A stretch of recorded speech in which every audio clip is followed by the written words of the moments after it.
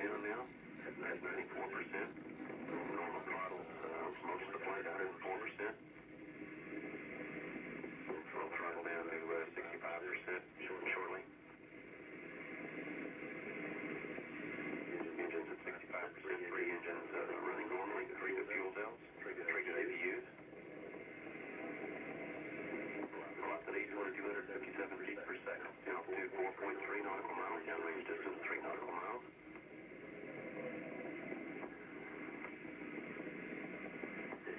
Throttling up. 3 engines now at 104%. Challenger, go and throttle up.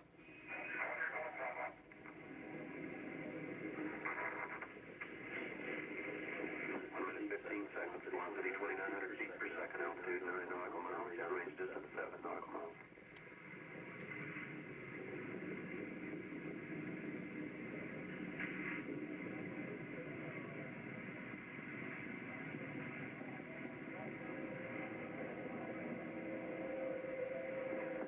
Flight controllers here looking very carefully at the situation. Obviously a major malfunction.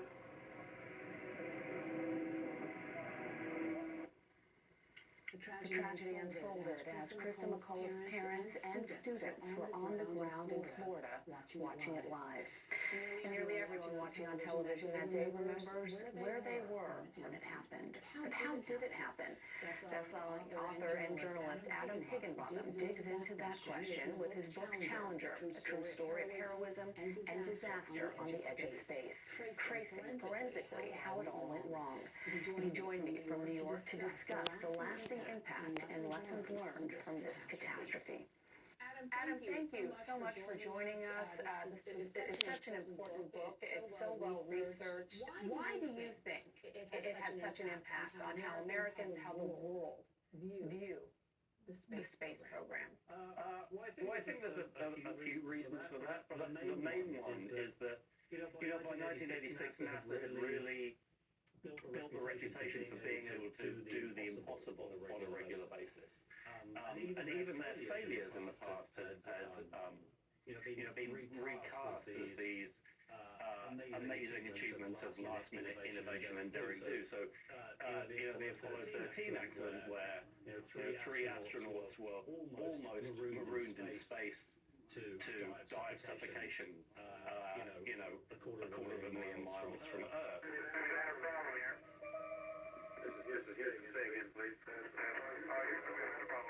The engineers in mission control managed to engineer a last-minute solution and bring them back and rescue them. And so that was recast famously as an event in which failure was not an option.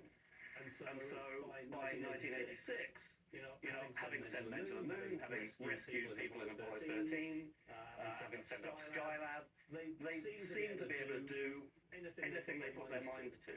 So the idea that 7 astronauts could die live on television in the space shuttle, that was also kept carrying the teacher in space, the first citizen astronaut, seemed totally inconceivable. And so I think that's one main reason why it's lodged in the minds of Americans in a way that the Columbia accident hasn't. Because in 1986, nothing like that had happened before. It was completely unprecedented. So walk us back in 1986. Where was the NASA program relative to the Great Space Race versus the Soviet Union? And how many missions was NASA undertaking each year?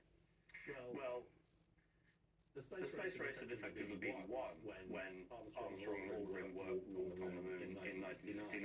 At that point, the Soviets were sort of left behind. And they had begun developing their own space station program. But really, the American space program and NASA were kind of leagues ahead of them. And the whole idea of the space shuttle program was that NASA was going to make space travel routine. It was designed really to function as a sort of space truck that would launch eventually as frequently as once every 2 weeks or once a week. And NASA really succeeded to a certain extent in bringing that about in 1985, because by the end of the year they had 4 space shuttles in operation, a fleet of space shuttles, and they launched almost once a month. So they succeeded really in kind of making space travel seem almost quotidian by that point.